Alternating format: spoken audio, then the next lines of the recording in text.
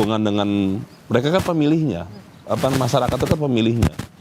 Nah, meskipun punya keterbatasan, bagaimana agar kemudian ini program jalan, tapi pemilihnya juga tetap support gitu ya, tidak kemudian malah diteriak-teriaki atau diprotes sama masyarakat gitu kan, nggak bisa juga gitu. Nah ini menurut saya bagian dari yang juga tentu harus dipelajari di retreat gitu ya, karena dalam konteks itu tentu mereka bisa saling belajar. Saya setuju sama Mas Herman, punya harapan juga bahwa di dalam retreat itu para kepala daerah bukan dikasih materi yang sifatnya sangat programatis, tapi juga bisa belajar ya. Saya kepikiran mereka dibikin kayak semacam kelompok-kelompok untuk belajar gitu ya, untuk jadi kayak FGD gitu kan Mas? Ya, kelompok kecil untuk bisa belajar gitu ya, soal-soal yang sifatnya teknis dan juga non teknis.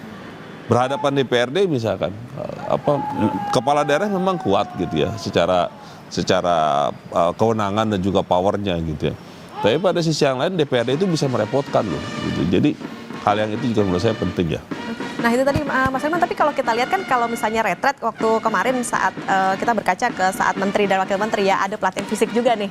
Nah itu gimana? Apakah penting juga atau perlu juga nih kepala daerah? Ya sebetulnya pertanyaan pokoknya apa manfaatnya nanti untuk untuk penyelenggara pemerintahan daerah ya. Mungkin pesannya adalah mereka harus siap secara fisik. Siap secara fisik ya, juga. dan juga rohani sebetulnya. Juga rohani, oke.